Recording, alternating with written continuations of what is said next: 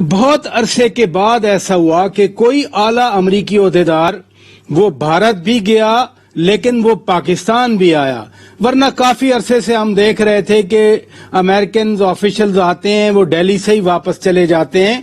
تو ہم یہ سمجھیں واقعی تبدیلی ہے، اب امریکہ پاکستان اور بھارت کو برابر دیکھ رہا ہے، برابر سلوک کر رہا ہے، برابر کا رویہ رکھ رہا ہے. بہت شکریہ براجہ صاحب آپ کا.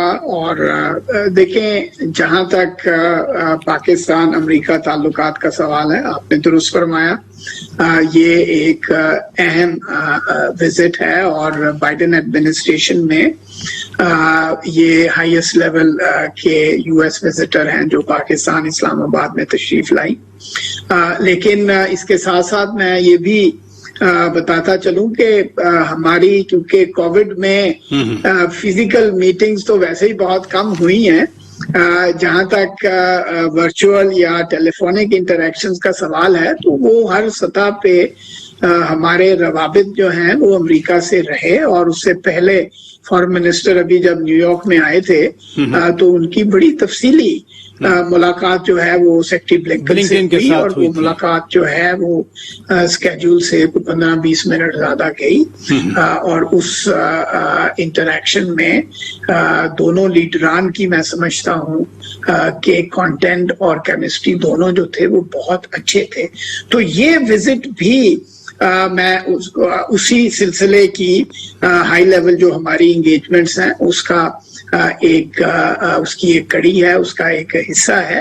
اور یہ آپ نے درست فرمایا کہ یہ بہت میں سمجھتا ہوں عرصے کے بعد ایسا ہوا ہے کہ کوئی ایک اعلیٰ امریکی حکام میں سے کوئی اس طرح سے ہندوستان اور پاکستان کا جو ہے وہ اکٹھا دورہ کرے. یہ یقیناً ان کی اپنی ٹریولنگ کنوینئنس اور پرائرٹیز جو ہیں وہ اس کو بھی ریفلیکٹ کرتا ہے. اور جہاں تک ہمارا تعلق اور ہماری ریلیشن شپ کا سوال ہے فراز صاحب، ہم تو بارہا یہ کہہ چکے ہیں، یعنی یہ ہائفنیشن اور ڈی ہائفنیشن ہم اپنے تعلق کو کسی بھی ملک کے پرزم سے نہیں دیکھنا چاہتے. تو یقیناً وینڈی شرمن جو ہے ان کو اسلام آباد میں بہت گرم جوشی سے ان کا استقبال ہوا. ایکسلنسی